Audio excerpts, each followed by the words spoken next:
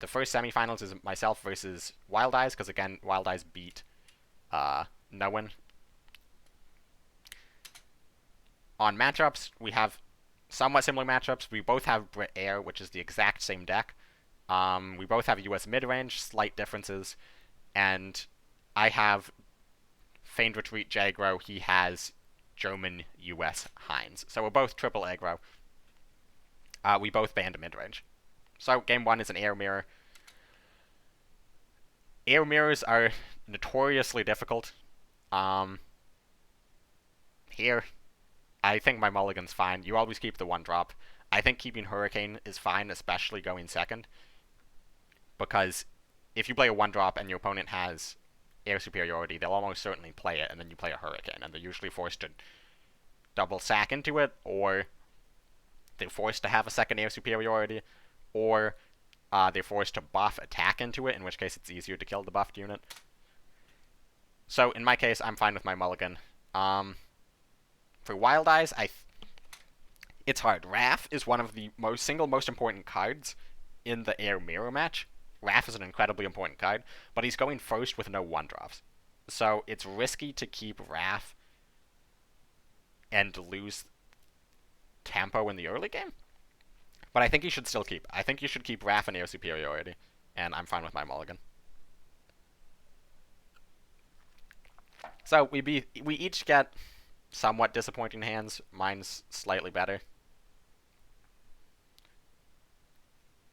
Well, sorry, my hands is a lot better. But neither of our hands are good. Wild Eyes' hand is just terrible. Here, Wild Eyes doesn't have a turn 1, doesn't have a turn 2. Here, I was thinking about, like, the possibility of, do I buff now? If I buff now, it lets me play Hurricane, and then he can't, like, if he played a Hurricane on 3, he couldn't, like, double trade, if that makes sense. But I decided that seemed bad. Wild Eyes here chooses to Convoy instead of Hurricane. And I think that's fair. That might look like a bad play, but if he plays Hurricane and it gets air subbed, he doesn't have an air unit in hand, whereas this play leads into an on-curve Hurricane air sub to get backboard. And here I think I should just play HMS, because if you play Wrath Lightning, or sorry, if I play Hurricane, it could get Wrath Lightning, it could get Mosquitoed, it could get air supped. Brit Air is one of those decks where it's not going to respond to an HMS Illustrious. Like, I can just do HMS Illustrious to set up a Gladiator Calm Before the Storm on 4 units. So here I should just play HMS. And then I play HMS, Wild Eyes is probably just going to stick with the Hurricane air sup play. He could even do Swordfish double air sup. And by this point, our hands are looking much more even. Like, I had the one drop, but I had no follow-up pressure, and Wild Eyes' hand is pretty high tempo.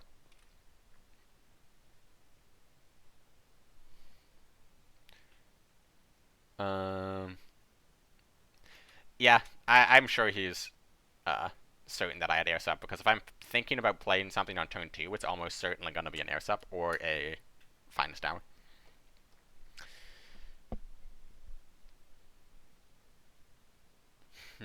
So from here, in this position from Wild Eyes' point of view, I think I would do Hurricane air sup on the fighter. The reason I like that play is you're forcing me, if I have a buff, I'm going to buff and kill the Hurricane. And you're fairly certain I have the buff. And it's turn 4, so I can't Wrath it, I can't Mosquito it yet. So there is the possibility of air sup. But if I don't have air sup and I don't have a buff, it's amazing. If I have just the buff, it's perfectly fine, because you follow it up with Swordfish second air sup to kill the buffed unit. Or even HMS kill the buffed unit, like double trade into the buffed unit. So here I think Hurricane kill the fighter. Hurricane kill the bomber is also a possibility to stop a Empire Strikes. Swordfish double air sup I don't like. It plays off curve and it overcommits the air superiorities. I guess the fear is that I do buff attack face and he doesn't have a Wrath, but again, if he kills the fighter, the bomber has to hit I guess he would be afraid of buff and air sup, which would be pretty worst case scenario, but I mean, I think I don't know if that's even worse than this current position he is in. So here, I have a lot of possibilities. My opponent's going into turn 5, so if I go for a Calm Before the Storm, I'm probably just going to get Raft, and then I'm in a rough spot. If I just slap Hurricane, I'm going to get Raft, and I'm in a rough spot. If I go double plane close air support trade, I'm going to get Raft, and I'm in a rough spot.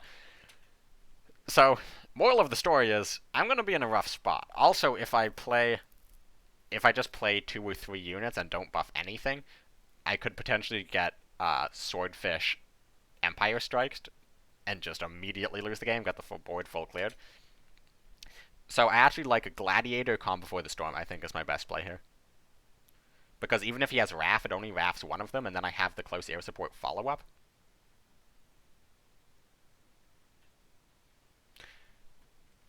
Close air support attack. So if he has Wrath here, I guess my response is to just replay the unit and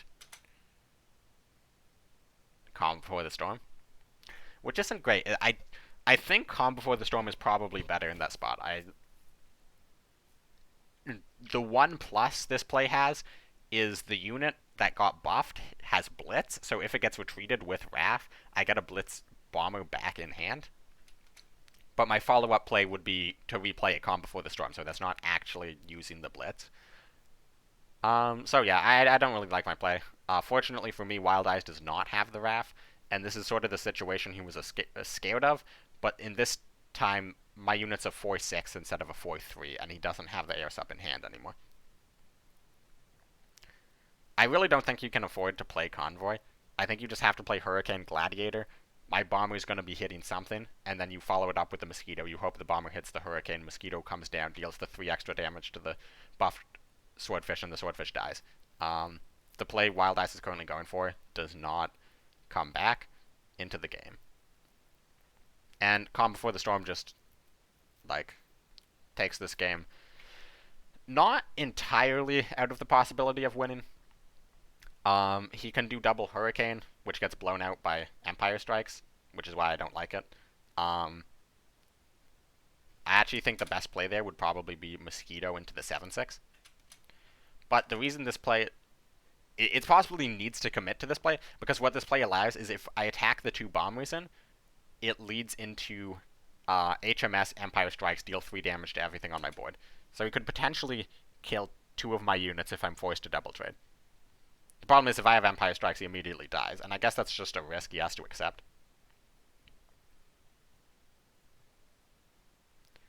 So, I go in, I'm aware of the possibility of Empire Strikes, like HMS Empire Strikes. Although in this situation, he has Monty, Boardlock, Mosquito, and then even if I have Calm Before the Storm to buff the 2-3 health units to 4, he has Swordfish, HMS, Empire Strikes to deal 4 to everything. So actually, Monty Mosquito, the 7-6, is a really good play that could potentially bring him back into this game. And that's exactly what he does. I think Wild Eyes often gets a bad rap. People underestimate him. That's a really good play. This man knows his Brit air thoroughly. And here, I have the possibility I can Monty his 4-4, but I was very confident he had HMS Empire Strikes by this point. I'm like, he's put everything on my board down to specifically 3 health. It's HMS Empire Strikes, or it's Swordfish Albacore Empire Strikes. I'm not going to Monty the 4-4 because I don't think the 4-4 is attacking next turn. And that prediction actually turns out to be completely true. And then here, Wild Eyes overcommits 1 Swordfish. He has HMS Empire Strikes attack phase for 1, which does 3 damage to the entire board and 4 to my headquarters. Or he has 3 Bombers Empire Strikes, which is the exact same thing. The only difference is he has 1 more Bomber on the board. The reason this is a mistake is he has Sexton in hand, and his only fear of losing is to Fury unit pin his board, because he has no removal anymore. And unfortunately for him, I have exactly that. You can see he chuckles in his webcam. I think as soon as he played the bomber, he probably realized that it was like a bit too much of an overcommit. And here I make a massive mistake that no one pointed out. I did not play the close air support. And I just should have played the close air support. Now, the idea behind not playing the close air support is, well, one, it would buff it to a 5-5, and 5-5 isn't quite enough to win. Like, I would need the 1-3 to stay on board, and if the 1-3 needs to stay on board, I might as well save it for the Wellington buff or the Mosquito buff. Well, I wouldn't have enough credits to do Mosquito buff at double attack. But the reason this is a massive mistake is it keeps it at 3 health, which means Wild Eyes can draw his second Empire Strikes or his third Air Superiority. So there's only one of each of those left in his deck, but if he draws it here, I lose the game. And I would not in both situations if I played Air Superiority. There's only 3 cards in Wild Eyes' deck that save him now. Air Sup, Empire Strikes, and Shelling. Shelling doesn't matter if I buff or not, but the other 2 it does. Thankfully for me, this massive misplay went unpunished. And I won the game. And a lot of people were attacking Wild Eyes for this misplay. A lot of people were like, oh, obviously it's a misplay to like board lock yourself. And it was a misplay. But I think I made the much bigger misplay here. To be completely honest. But it went unpunished, thankfully for me. And Wild Eyes, or I went up 1-0 against Wild Eyes. Which means I just have to win with Feigned Retreat. Here, let's look at the mulligans again. I'm keeping the Errado, because, I mean, it's a cheap... Like, Errado is something you keep almost all the time with Feigned Retreat. I have 4 orders in my deck, all of which are incredibly powerful. So Errado is guaranteed to draw a very powerful card. And it's it's a fighter, so it can save my units from bombers. I'm keeping the Whirlwind because sometimes you just fully lock Brit Air out of the game if you get a Whirlwind to the front line and they don't have an air superiority. And I'm mulliganing the other 2 cards because they're both just kind of bad in this matchup. Like, Shiden's not bad in this matchup, but it's way too slow to keep, especially going first. Wild Eyes, sending back Combo for the Storm is correct. Sending back Convoy is correct. Keeping air superiority and Swordfish is correct. And I like the close air support keep. I wouldn't mind it here. It's good to keep with Swordfish because if I get like a Beef or a 35T, you can buff the Swordfish to a 2-4 and kill the tank. And in the end, he gets the close air support back. He gets a RAF. He gets a Finest Hour. And I get the Cavalry Regiment. So we both have very good hands. I'm just showing off my sick cards merch. So here he can do Swordfish and immediately lose the game if I have a 35T or a Type 93, which those are 6 options to immediately lose the game. The alternate choice is to pass and do Swordfish air superiority next turn, which is bad. The correct play is to air superiority now because you stop me from getting a 35T. And in my head, so I don't want to play a Errado because I want to draw. And I don't want to play Type 94 because it's just really off curve. And what I was thinking is, if I play Warble, it's a Blitz tank, so it has a lot of value being in my hand. But if I play the 22nd Infantry, he might just have Albacore. Like, air superiority to deal 1 into Albacore to kill my only other unit, and he's just so far ahead. But then I thought to myself, if he does do Albacore, I have the follow-up Errado to draw, and then Whirlwind, which is protected by the fighter, which is why I went for the 22nd. So you might have just thought, oh, you should play the Whirlwind, because if he has Albacore, you lose. Well, it's just as likely he has... well, it's not just as likely, because it would require one of his 6 1-drops. But if he has plain second air superiority and I play Warble, I'm also in a really bad spot. And as it turns out, these are the cards he had. He had the Swordfish, and he had the Close Air Support. Now, he has to make the choice between Swordfish, Close Air Support, and Raft Buffalo. This is a no-brainer Close Air Support. You limit the number of cards in my hand. There's nothing currently on board that threatens killing this bomber. Raiding Brigade is the only card in my entire deck that could kill this bomber this turn. Unfortunately, it lets me do the aforementioned play of the errata draw. Here, I actually don't play the Whirlwind. And the reason I don't play the Whirlwind is because in the play I mentioned before, where if he played Albacore, I have the follow-up of Whirlwind Errata, the Albacore has 2 health. In this case, the Bomber has 3 health. So the reason I'm doing this is I can do Whirlwind move to the front line attack, and also move the tank to the front line and attack for 4. So I don't have to commit the Whirlwind to the board. He doesn't know about it yet, and it wouldn't be doing anything in the support line. And I get this non-blitz tank on the board to be dealing an extra damage for 0 cost because it has 0 operation cost.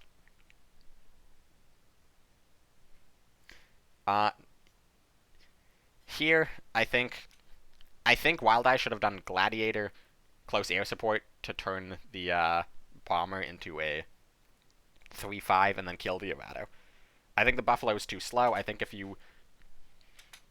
This is a very big misplay from Wild Eyes because I have one of my 4 orders in hand, and one of those 4 orders is Bombing Raid. And if I have Bombing Raid right now, I can kill 2 of his 3 units. Like, I can just kill the Buffalo and kill the Bomber. There's a 25% chance I just, like, immediately clear your board, except for a 1/1 fighter. And looking at his hand now, he would lose if that happened. So, I don't like this play. I think he should have just buffed and then attacked the errata. I also don't like this play because just how he played his units. He played directly into Bombing Raid. And here we have the Whirlwind move up, kill the Bomber. So he can kill Whirlwind, and you usually want Whirlwind to not die, obviously. Wild Eyes draws his 3rd air superiority. So Wild Eyes has a lot of options here. He probably wants to air sup the Whirlwind. And then he probably wants to... Yeah, he can just full clear the board after that. He can air sup the Whirlwind, attack the Buffalo into the errata, and attack the Gladiator into the 1/1. He can full clear the board while turning his Buffalo into a 3/3. And he still has Hurricane and 2 buffs in hand. Unfortunately, that is not the line he went with. He went with buff on the Buffalo to kill the Whirlwind. Which means he just plays into removal, and maybe this was his point. Maybe he thought, if I do this, I will then play the Hurricane and it's safe. I'd rather beef, so I move the errata up, because the errata can't kill the plane, but the errata can play the beef for free in the front line. And at this point, like, if we just go back 1 turn, looking at Wild Eyes' hand here, Wild Eyes looks like he's so far ahead in this game, he looks like he's winning. 1 turn later, it looks like I'm completely winning. And this is, and again, like, this is why people say, like, oh, aggro matches are so easy, aggro is so brain dead. Is it really brain dead, though? Like, 1 turn went from completely winning to completely losing, not because of any top decks, but just because of the plays both players made. Here, I think this is another mistake. Air superiority on the Sentai is perfectly fine, and maybe that's what he was considering, why he saved this air superiority. But here, instead of playing the Hurricane, he can play Finest Hour to give Blitz to the recently returned Buffalo, and then kill the 2/2, the beef. So not only is it more credit efficient, it also gets one of these 2 Finest Hours out of your hand, and they can become pretty awkward to use if none of your units have Blitz. It keeps the Hurricane in hand, so you always have that 10 burst potential on 9 with Hurricane Finest Hour. And it removes my 2/2, which protects his 1/2. So, I don't really like this play. And again, he still doesn't know what order I drew. If it's Bombing Raid, I can full clear his board. No, if it's Bombing Raid, I can kill 2 of his 3 units. If it's Desperate Measures, I can full clear his board. So there's a 50% chance his board is getting full cleared, and his hand is no units. So again, Wild Eyes, I don't like this line of play. And I think this is probably to do, I don't know if it's pressure or I don't know if it's tilt from game one. He probably is pretty mad about losing because he did Monty. Or, sorry, because he played the full board and then got Montied. Because if you look at game one, he was playing better than I was in game one. And he was playing better than when Vinny was playing air. And he was probably playing better than, well, I didn't play air in the quarterfinals because it got banned. But like in game one, Wild Eyes was playing the best on air out of everyone in this tournament so far. And then the following game, he's playing the exact same deck, and he's making mistake after mistake. And this just goes to show, like, tournament pressure gets to you. Like, the pressure, whether it's tilt, whether it's just like the pressure of being down 0-1 in the set. Here, the Type 93 is a very good top deck. And it leads to a full clear of the board. I have 3 units, and the one card in my hand is Feigned Retreat. Like, yes, I got pretty fortunate to get those series of cards, but oh my goodness. Here, good play by Wild Eyes, just get the 2 convoys. Like, the first convoy is an obvious play because you don't have any units to do anything with. But just playing the second convoy is good because you have Gladiator give it Blitz attack the following turn, which would be the same outcome as just playing Gladiator instead of the convoy, but this way you have 2 extra cards. So I just move up Feigned Retreat. I mean, I'm almost certainly going to win this game from this point. He would need, like, Hurricane Empire Strikes, and then I would need to not top deck anything that can kill the Hurricane. Which actually isn't that unreasonable. Like, I said I'm almost certainly going to win this game, but that's actually a fairly entirely possible outcome. He could also do Shelling, build a board. He could do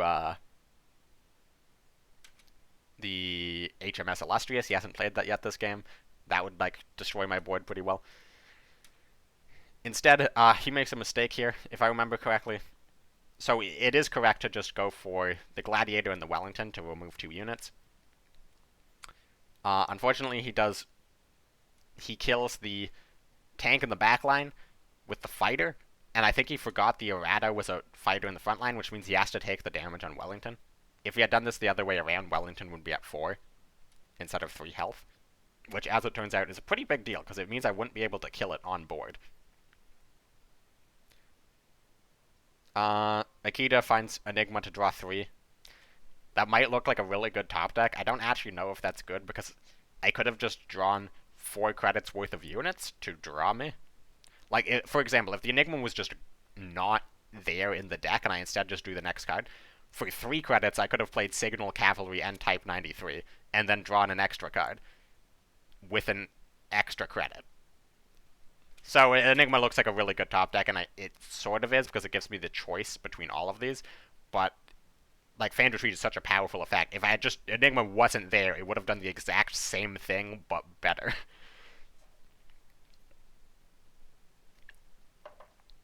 And this is the strength of Feigned Retreat. This is why I've been saying I think Feigned Retreat is much better than other forms of Jaggro, and I think it's been like that for months and months and months.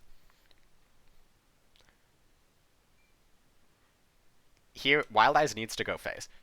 So he has 10 burst from hand, and the way he wins this game is he goes face, drops me to 16, and then the next turn he either top decks Shelling, or maybe he just is able to do Sexton attack face twice without risk of dying.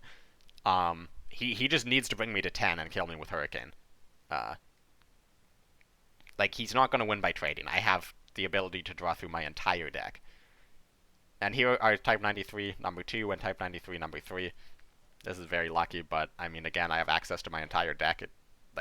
I'm going to win. Signal, 35T. I literally just have a full board at this point. And we don't have to watch the rest of the game. I trade. That's something important. Here, you always have to recognize your opponent could just play Shelling and then kill you. Like, if I went all face and he played Shelling, he'd bring me to 10, I'm gonna lose. I have top deck Wirbelwind as my only out.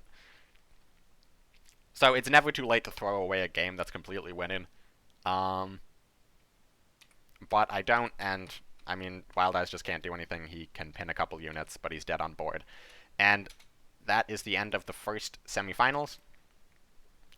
So again, I made a very massive mistake. Wild Eyes made a very massive mistake.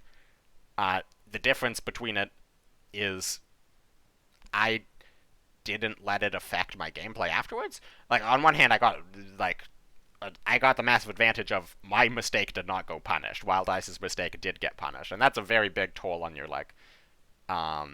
mental fortitude for a tournament. But this